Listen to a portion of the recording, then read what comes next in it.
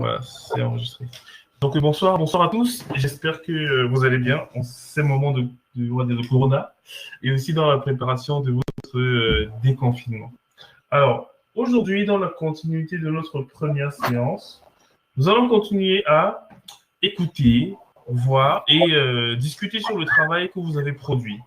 Donc aujourd'hui, nous aurons Martial et Luciane qui vont nous présenter la quintessence de leur travail, qui avait pour but de mettre à l'épreuve tout ce qu'ils ont appris dans le cadre de cette formation DevOps. Juste pour quelques petites anecdotes. Donc, Luciane a effectivement commencé avec beaucoup de difficultés et j'ai été agréablement surpris par le travail qu'elle a opéré et j'ai tout mis en œuvre pour qu'elle puisse, dans un premier temps, présenter le projet, je crois, du mois 4 ou du mois 3. Mais en tout cas, j'étais vraiment ravi de son travail. J'ai été content de ce qu'elle a produit et avec toute sa niaque et ses questions à tout moment, c'est bien. Et aujourd'hui, je suis autant content que vous d'assister à cette présentation-là. Maintenant, concernant Martial, c'est effectivement un autre stagiaire qui s'est également fait remarquer par son assiduité au travail. À un moment donné, vu qu'il avait voyagé, il est parti en Côte d'Ivoire, il n'a pas pu avancer à la même célérité que nous. Donc, je pensais que là, on l'avait complètement lâché et qu'il aurait du mal, ou alors il n'y arriverait même pas à se rattraper, en fait, parce que la formation est assez rigoureuse et on va vite. Donc, j'ai été vraiment aussi très agréablement surpris. Et c'est pour ça que je l'ai aidé dans cette difficulté avec bon cœur, parce qu'il n'a pas lâché, il a continué jusqu'à la fin. Donc, je pense que c'est peut-être la personne qui m'a le plus marqué dans le sens du travail acharné. Donc, c'est bien. Et sans plus tarder, après avoir fait quelques mots pour planter le décor, je vais partager l'écran avec Luciane, qui est entre autres le chef de classe de cette promotion, qui prend son travail très à cœur. Je vais faire cela. Donc maintenant, Luciane, à toi le pouvoir. Donc maintenant, tu peux partager ton écran. On voit tout.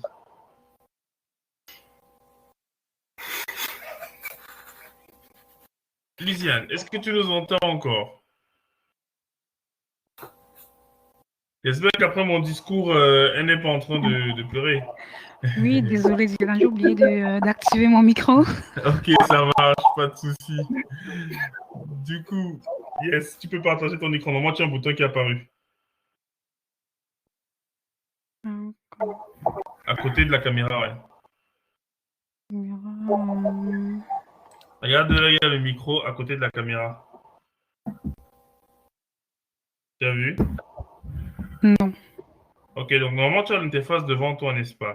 Oui. Tu vois là où il y a ton micro. Tu vois, il y a un plus en bas. En tout cas, là, il y a la caméra, là où tu peux activer la caméra ou pas. En bas.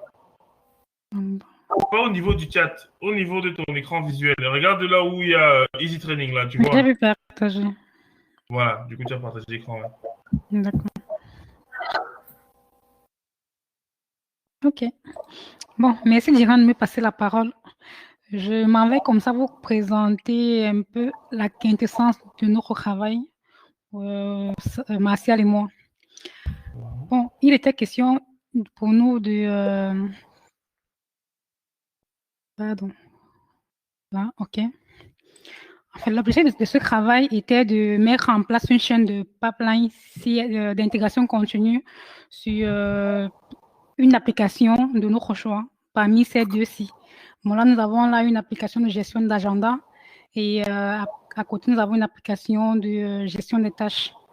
Nous avons choisi l'application de gestion des tâches parce que, bon, déjà, il y avait un back-end et un front-end. Ça nous permettait de bien mettre en pratique les notions apprises lors du cours. Et je passe au slide suivant qui est le choix des outils. Bon, comme outil, n'est-ce pas, nous avons préféré travailler avec GitLab parce que c'est un des outils les plus utilisés en entreprise parce qu'il permet d'avoir des instances sur des serveurs privés, en fait, et c'est un choix qui est privilégié en entreprise. Nous avons utilisé Jenkins pour la mise en place de notre chaîne d'intégration continue.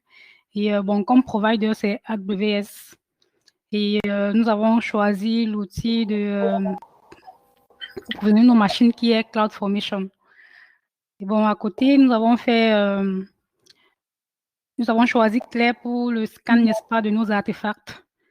Et bon, par après, nous avons choisi Gantt pour tester la stabilité de l'application une fois installée, afin de s'assurer que les données utilisateurs ne souffrent de rien, parce que ce sont des données vraiment sensibles. Maintenant, voilà l'architecture de notre travail. Bon, déjà, je tiens à signaler que nous avons 4 serveurs, 4 instances de ce que je veux dire. Et sur la première instance, nous avons installé GitLab et Jenkins. Bon, cette architecture, c'est un peu séparé parce que nous avons voulu mettre en exergue l'utilisation des webhooks. Par après, nous avons, n'est-ce pas, un serveur de build, un serveur de pré-prod et un serveur de prod. Une fois que l'image, que le code est poussé sur le repo GitLab, via les webhooks, n'est-ce pas, Jenkins se charge d'orchestrer cela. Bon, premièrement, il va se charger de lancer le build sur le serveur de build. Et une fois que l'image est construite, l'outil Claire va se charger de checker l'image pour voir s'il détecte les CVS en fait. CVE, pardon, l'effet des mots, c'est pas grave, je continue. Merci. Et une fois que cela est fait, n'est-ce pas, l'image est poussée sur le registre GitLab. Bon, c'est encore l'un des avantages de GitLab, c'est qu'il regorge, c'est qu'il a à son sein un registre. Bon, avec lui, pas besoin d'utiliser Docker Hub. Tout reste en local. Et bon, par après, une fois que cela est fait, n'est-ce pas, on déploie l'application sur le serveur de pré-prod. Bon, après tous les tests, on le déploie sur le serveur de pré-prod. Et là également, nous avons fait une analyse via l'outil. Pardon. Simuler une attaque. Pardon. Simuler une attaque, merci. Via l'outil Gantt. Et l'attaque que nous avons choisie est l'attaque XSS. Il y en a plusieurs. Et bon, une fois que cela, tout marche à merveille, via un merge request, n'est-ce pas, nous déployons l'application maintenant en production. Et là également, nous simulons l'attaque de type XSS pour se rassurer que l'application est stable. Bon, maintenant pour la partie démo, je passe la parole à Marcia pour la suite. Et après ça, n'est-ce pas, il fera une conclusion où il précisera les difficultés que nous avons rencontrées lors de ce travail. Merci. À toi la parole, Martial. OK. Merci à toi, Liliane. Martial. OK. Merci, Liliane, pour ta brève explication. Vraiment. Et donc, voilà, moi, je serai chargé de vous faire part de la démo par rapport à tout ce qu'elle a dû vous présenter. Donc, comment on a mis en place l'infra et comment on a réussi à concevoir la démo. Donc, OK, je vais donc vous présenter mon écran.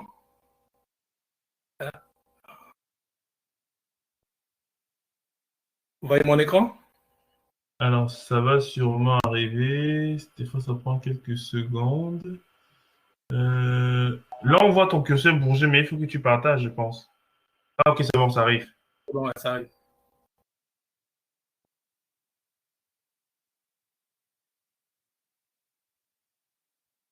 Ça met un peu de temps. Ouais. Vous voyez mon écran? Yes. Ok, donc du coup, voilà. Donc, comme Lisiane l'a si bien dit, voilà, donc nous sommes allés sur partie de cette architecture en question. Donc, je vais vous présenter là encore à nouveau. Non, pas ça. Pour mieux expliquer comment on a. Excusez, désolé, l'architecture, elle est là. Non. Allez. Voilà. Donc,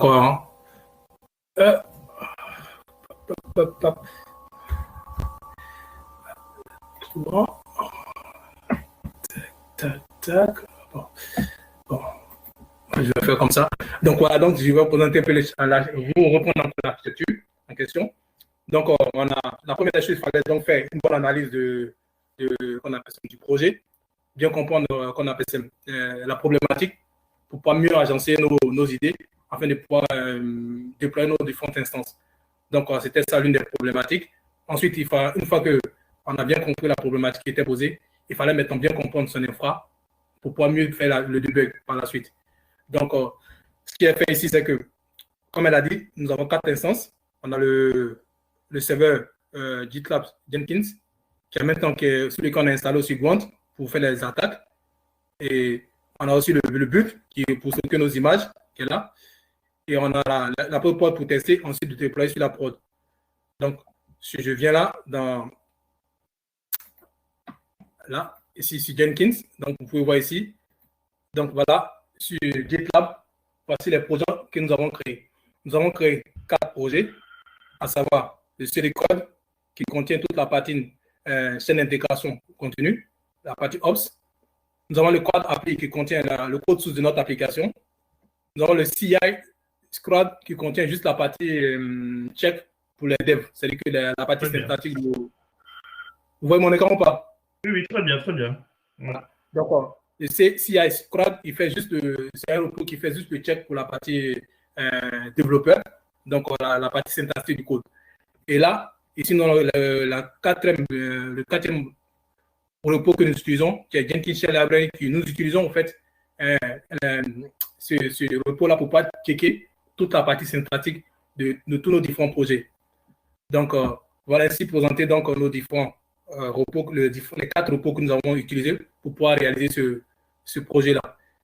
Donc, une fois que c'est fait, nous avons configuré Jenkins, donc paramétré, et je signale que nous avons déjà rédigé un rapport qui explique toutes les différentes étapes que nous avons pu mettre en place pour arriver à la démo.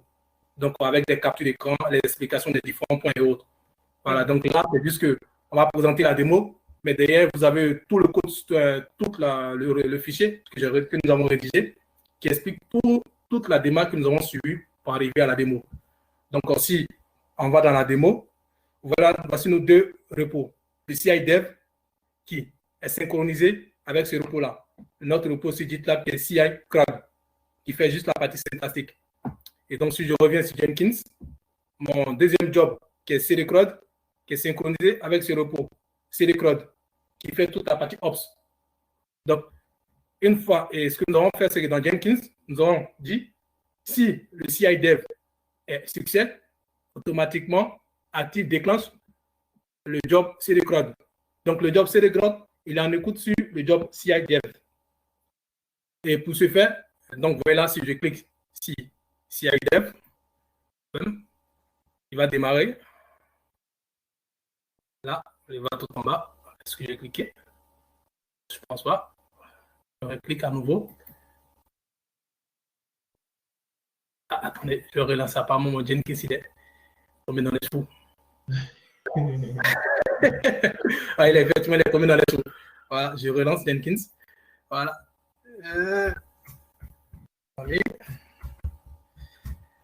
Voilà.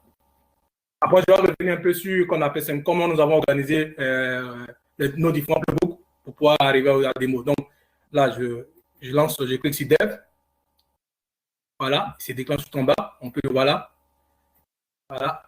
Et vous voyez rapidement, la notification est faite. Donc voilà, le job passe avec succès. Automatiquement, il va déclencher le code.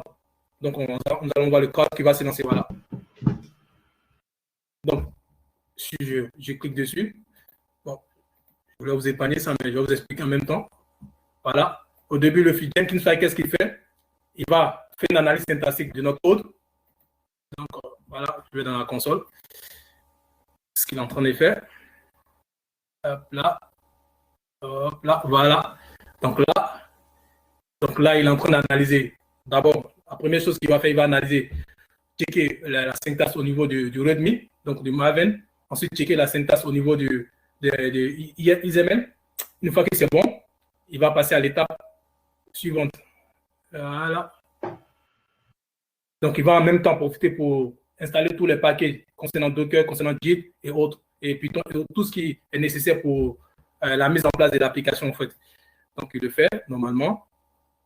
Ensuite, il arrive là. Donc, il va aussi copier nos différentes clés qui est tout expliqué dans la documentation, avec comment on a paramétré GitLab, comment on a réussi à mettre en place les paramètres au niveau des différents repos, comment on a synchronisé Jenkins et les différents repos et autres. Tout y est. Ensuite, donc là, il a quelle étape? Là, donc là, il est très avancé. Il est déjà arrivé à la partie scan des images, qu'on peut voir là. Donc, il a déjà scanné les images et autres. Voilà. Et là, je crois bien qu'il est déjà arrivé à la partie attaque. Voilà. Donc là, il ne s'est pas fait l'attaque sur la plateforme de production. Voilà. Donc là, il est en train de copier les clés et autres. Donc là, il est en train de déployer sur la plateforme prod. OK. Voilà.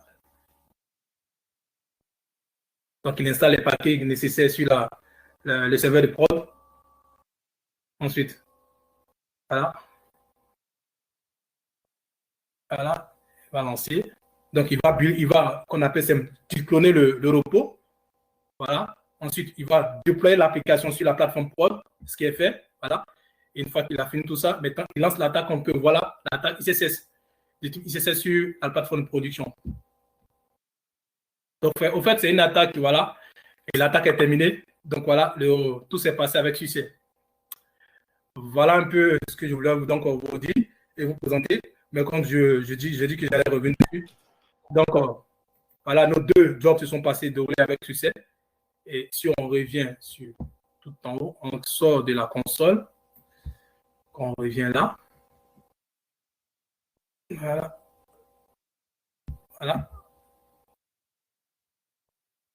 Ça met un peu de temps parce que voilà, ma connexion n'est pas aussi parfaite que ça. Donc, du coup, on devait voir voilà, tout le schéma. Donc, c'est ce que je disais. Au début, lorsque mon fichier Jenkins se lance, il fait un check syntaxique, il fait un check de la syntaxe, il fait un check du markdown du mon readme. Ensuite, il prépare les variables d'environnement que nous avons configurées au niveau de Jenkins. Ensuite, il fait un test deploy en production. Il installe les repos, les dépendances qui sont nécessaires pour le déploiement de l'application. Il fait un ping de nos différents autres, à savoir le build, le host, le build, la prod et la prod.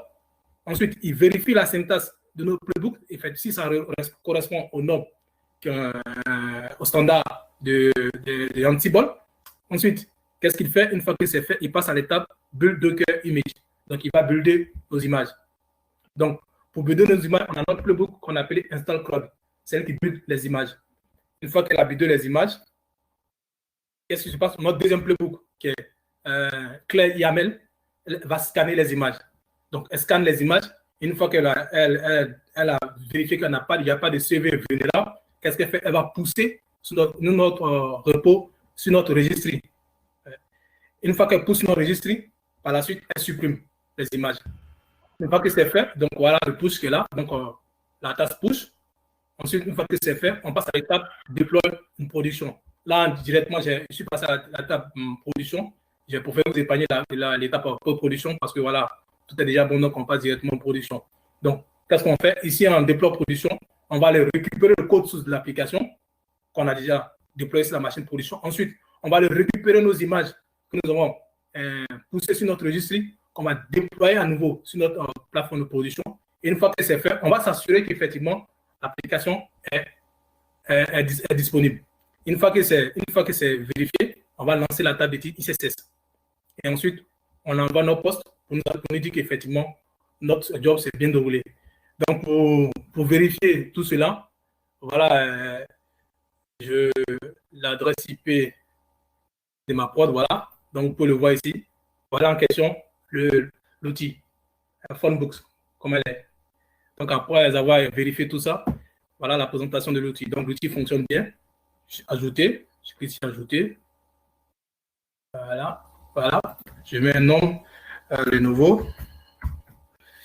Je mets un phone number, je mets une adresse bidon, voilà. Je valide, comme quoi pour dire qu'effectivement l'application marche. Voilà. Ça enregistre. Voilà, donc je viens de créer un nouveau utilisateur, le nouveau 225 2255 avec cette adresse. Comme je peux modifier, la modif, voilà, donc je peux apporter des modifications. Qu'est-ce que je fais? Je vais enlever ça. Pour dire que l'application fonctionne normalement, je fais un update. Voilà, comme je peux supprimer, pour dire que voilà, on a vu que le nom c'est Crowd, c'est create, update and delete. Donc je peux supprimer, delete. Donc je peux faire le delete. Donc on voit bien qu'effectivement, toutes les étapes de notre application sont fonctionnelles. Le create, le read, le update et le delete. Donc voilà un peu le projet en question qu'on devait mettre en place. Et voilà un peu la démo en question. Maintenant, il y a une étape, comme j'ai dit, de synchronisation qu'on pourrait faire, c'est-à-dire que là, on a lancé directement depuis Jenkins.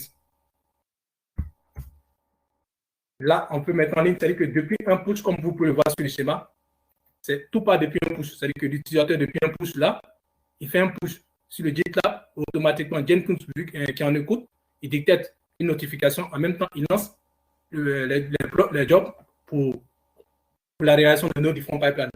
Donc là, une démo d'un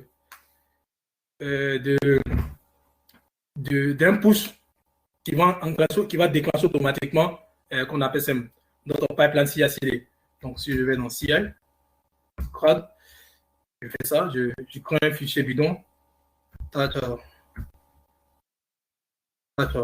démo,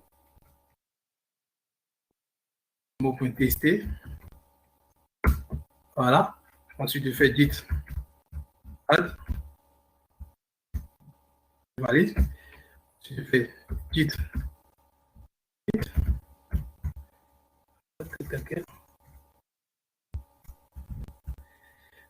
Git.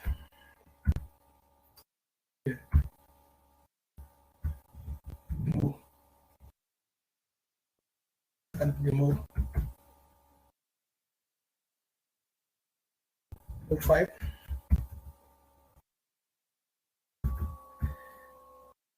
Voilà. Hop. J'ai oublié ici. Vous m'entendez toujours? Oui, on t'entend, oui. On te suit religieusement. Qu'est-ce qu'il me dit? Merci. Ouais, espace. Voilà. Voilà. Donc, non, entre moins M et add, je crois, ouais. Après moins M, il y a un espace, je crois. voilà, c'est bon. Ok. Git là. Petite push. Petite push. Origine. Master. Comme je l'ai dit tantôt, au fait, c'est ce repos-là, lorsque je vais pusher, on va déclencher ça. On peut le voir ici. Jenkins. Voilà. Il va déclencher ça.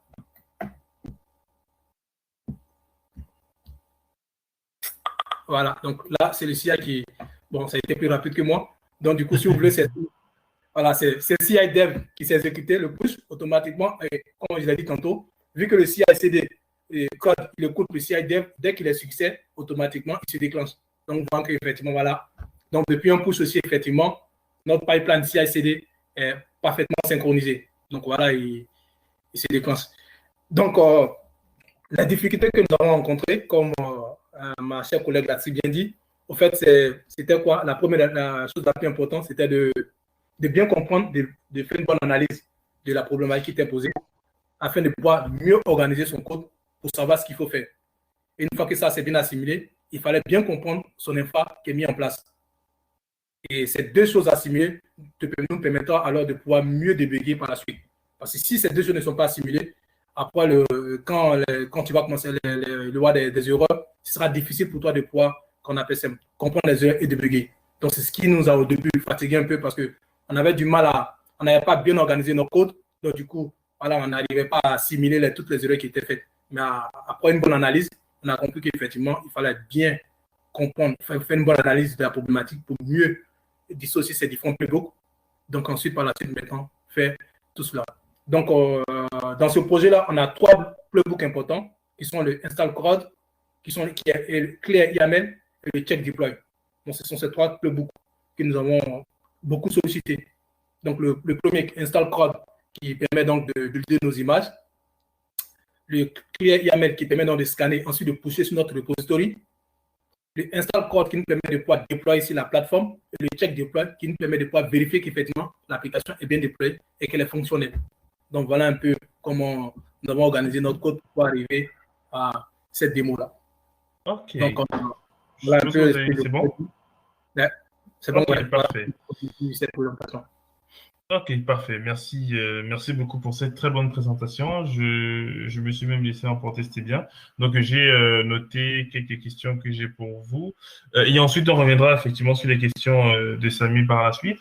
Donc, moi, j'avais quelques questions. Et la première, c'était, et bien sûr, n'hésite pas à intervenir, Luciane, si tu as des éléments pour me répondre. Ma première question, c'est pourquoi vous utilisez GitLab sans utiliser sa partie CI et que vous avez préféré Jenkins? Juste par curiosité. Lisa, tu réponds pas? Allô? Bon, oui, en fait, c'est parce que déjà, Jenkins est, je vais dire, le plus utilisé aussi. Et nous avons préféré, il est vrai, c'est pas vraiment optimal, mais nous avons préféré aller plus en profondeur sur Jenkins que d'utiliser GitLab CI. Il est vrai que nous avons eu à faire les projets précédents dessus, mais nous avons préféré aller plus en profondeur sur Jenkins. Ok, ça marche. Donc, c'est une préférence plus par rapport à ce que vous sentiez à l'aise, je suppose. Effectivement, oui.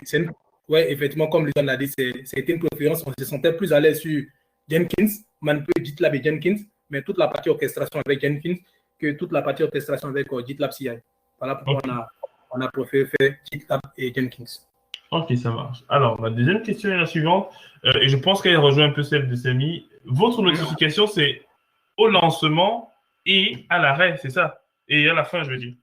Oui, effectivement, il fait un scan. Le push, au fait, ça a été rapide parce qu'il fait juste un scan du Docker Compose. Le CI dev, il n'y a pas grand-chose, c'est juste la partie dev. Ah, mais ce n'est pas au début, en fait. C'est juste que le premier se termine vite. Il se termine vite, effectivement. Il se termine vite. Ah, ok. Le premier se termine vite, effectivement. Ok. Parce qu'effectivement, je me posais la question, ça pourrait être intéressant de lancer même une notification au début en envoyant un mail à tout le monde en disant, ou un message à tout le monde en disant, moi, je trouvais plutôt que c'était même une innovation d'envoyer une notification au début du job. C'est-à-dire que tout le monde est informé que c'est bon, on a lancé le job. Un peu comme des backups ou des choses qui se lancent en arrière-plan, des tests comme ça. Ce serait pas mal. Ok. Troisième question. Ah oui, donc ma question, c'était si vous aviez une notification de fin, mais apparemment, on a bien la notification de fin. Vous me le confirmez? Oui. Okay. On peut la voir et tout. Attendez, je vous présente la notification. Bien. Alors, je crois que je vais te remettre présentateur du coup parce qu'on n'a pas ton écran. Mais du coup, il faudra que tu repartages parce qu'entre-temps, j'ai été repris le truc de présentation. C'est bon? Si tu as partagé, ça devrait arriver dans quelques secondes. Voilà. Ça devrait arriver. Je crois que ta connexion un peu. Ouais, ok, ça arrive. Ça arrive. Ok, c'est bon, on voit ton écran, ouais. Vas-y. Voilà, donc voici la notification des fins. Vous voyez là? On a bien. Okay, on a bien le CI dev qui a succès et le CI cloud qui a succès.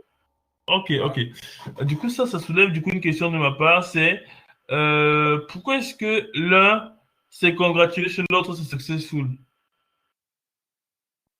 C'est une share library du coup qui gère ça? Oui, c'est une share library qui gère ça, oui. Ok. Bon, c'est juste que l'un c'est successful et l'autre c'est congratulation. Du coup, bon, ça marche. Alors, juste le message est différent, du coup, ça m'a juste fait me poser la question. Comment? Je dis comme la réponse est différente, en fait. Là, c'est congratulation et là, c'est successful. Du coup, c'est le shell library que nous avons utilisé, donc du coup, on n'a pas modifié grand-chose. C'est juste que voilà, il faisait une porte du code. Donc voilà, c'était mis comme ça. Congratulation et successful. Ok, ça marche. Dernière question. Est-ce qu'on peut voir l'image qui a été poussée sur le private registré? Ouais, sur le registre, ok. Donc voilà ça. Sur le registre, si je passe sur le registre. Et là, nous sommes ici. Donc on a synchronisé le registre avec Cloud, donc celui-ci. Voilà. Si je viens dans. Là, chez moi aussi, bon, ma version Google, bon, elle est française. En français, ouais, donc il va mettre. C'est enregistrement. Donc, j'ai cliqué sur enregistrement. Vous voyez ici les images. Voilà. Donc, Voici les deux images qui ont été couchées. Saïd Marshall, C-Crowd, image MySQL, et Saïd Marshall, C-Crowd, image app. Ok, ça marche, très bien. Ok, dans ce cas, moi je n'ai plus de questions. Je ne sais pas si vous, dans l'assistance, vous avez des questions. Est-ce que dans l'assistance, il y a des questions? Alors, je crois que c'est maintenant que quelqu'un se connecte. Bon, je ne sais pas ce qui va suivre, mais bon. Ok. Donc, s'il n'y a pas de questions, je vous remercie pour votre travail. C'est vrai qu'il était dur, mais quand je vois le résultat, je suis vraiment content de vous. Vous avez réussi à mettre en place une chaîne d'intégration continue complexe avec les difficultés que vous avez eu à présenter. On a essayé de vous encadrer au maximum. Et quand on voit le fruit de cela, je suis persuadé que si vous allez en entreprise maintenant, vous aurez force de proposition et vous serez capable de dire « j'ai mis ceci en œuvre, j'ai utilisé telle méthode pour mettre cela ». Donc, moi, je suis plutôt confiant dans la mesure où je sais que si on me dit que vous êtes chez un client, alors je ne me ferai pas de sang d'encre. Je sais que vous allez valablement nous représenter, on va dire comme ça. Donc, beau travail. Je vais publier l'enregistrement sur YouTube et je vais aussi faire une publication comme avec Samy. Je crois que Samy est devenu très célèbre depuis qu'il a publié sur LinkedIn. Moi également, je publierai votre vidéo sur LinkedIn. N'hésitez pas à publier. Moi, je vais mettre d'abord sur YouTube. Et du coup, vous pourrez partager le lien par la suite sur le réseau. Donc, ça permet effectivement qu'on constate. Parce que c'est bien beau d'avoir un CV où il a écrit des choses, mais c'est mieux lorsqu'on voit qu'est-ce qu'il a fait, qu'est-ce qu'il a produit, qu'est-ce qui justifie le salaire qu'il demande. Donc, c'est une très, très, très bonne chose. Et donc, sur ce, je ne sais pas si les gens vont encore se tenir par la suite.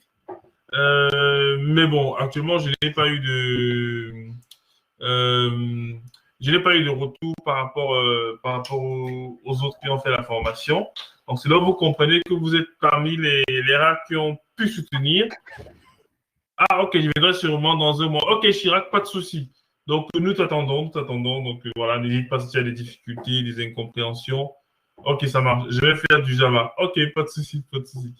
Donc, voilà. Et aussi, autre information, dès le mois prochain, on va lancer mais à ce stade, j'ai gagné encore. Ok, pas de souci. En tout cas, n'hésite pas si on peut t'aider, tu poses des questions. On est là pour ça. Donc, à partir du mois prochain, allô? Oui. Je tenais à signaler qu'effectivement, on a eu beaucoup le recours on a beaucoup sollicité l'aide de Samy. C'est vrai, c'est pas, je ne voulais pas dire ouvertement, mais voilà, dans la doc, on a dit, voilà, effectivement, en conclusion, qu'il fallait compter beaucoup sur l'aide de ses collègues. Et c'est ce qui permet d'avancer, quoi. Donc, voilà, chapeau à toi, Samy, pour l'aide et, voilà, et surtout aussi à Diran aussi. Parce que, voilà, pour le monitoring. Ouais.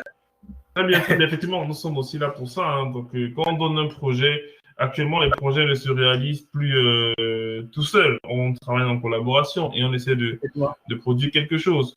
Et ce que j'étais en train de dire, parce que même Samy, des fois, il me posait des questions sur son projet, donc c'est tout à fait normal. À ce niveau, si vous n'êtes pas encore complètement autonome, ça va venir avec le temps. Et même en entreprise, vous aurez des collègues pour vous aider sur ces problématiques-là. Et du coup, donc ce que je voulais dire, c'est que le mois prochain, on va lancer les abonnements sur Easy Training. Donc, ce seront des abonnements en fait qui permettront que vous ayez accès à toutes nos formations. Il y a des formations sur Python scripting qui arrivent, sur AWS avancé, sur Linux aussi avancé, déploiement de serveurs, déploiement de machines, configuration, donc Linux avancé, pas les bases de Linux qu'on a actuellement, c'est un niveau au-dessus. Windows Server, VMware, vSphere, bref, voilà. On va essayer de mettre plusieurs domaines et le nouveau système qu'on va monter, ce seront les abonnements. Et nous sommes en train de voir aussi avec des développeurs s'ils peuvent aussi venir donner des formations. Donc, il y a un grand calendrier qui sera fait et vous pourrez du coup souscrire à une offre. Il y aura 2 offres, étudiants pour ceux qui sont encore étudiants et il y aura également professionnels. Donc, ceux qui sont professionnels, en fait, et ça c'est intéressant, il faut que je le dise maintenant, pour ceux qui sont en fait professionnels, ce sera un suivi assez particulier. Pour ceux qui vont prendre dans le professionnel, en fait, on pourra les suivre même en entreprise. Imaginons vous êtes en entreprise et vous avez une situation DevOps. Vous avez votre chef qui n'a peut-être pas le temps de vous encadrer ou il y a des choses que vous ne comprenez pas dans ce qu'ils vous demandent. En fait, nous sommes là en support. On est là en support dans la mesure où on peut vous aider. On prend 1 heure ou 2 heures dans la semaine et on vous remet à niveau. On vous demande de travailler sur une techno que vous ne connaissez pas. On vous encadre. Ça permet ici que vous soyez très performant en entreprise et que vous ne perdiez pas du temps sur des choses simples. Voilà. Donc, c'est une offre qu'on va mettre en place et qui va bientôt démarrer. Et vous pourrez continuer à m'envoyer des messages chaque seconde, bien sûr, pour ceux qui se seront abonnés. Voilà. Donc, sur ce, oui, vous aurez vos diplômes, Samy, très bientôt. Il faudrait me le rappeler le week-end pour que je les fasse peaufiner. Voilà. Donc, sur ce, je vous remercie pour votre participation. En tout cas, ça a été un plaisir pour moi de vous avoir. Maintenant, vous pouvez voler de vos propres ailes. Merci. On reste en tout cas connecté sur le Slack et on t'attend, Chirac, pour ta soutenance très bientôt. Je reste disponible. Allez, mesdames et messieurs, bravo Luciane, bravo Martial, bravo Samy et bravo même à ceux qui ont regardé. Donc, bravo Patrick, salut. Allez, chaud également, je suppose que c'est Choco, le prof de... Allez, ciao, ciao. Ciao, ciao, ouais. Yes.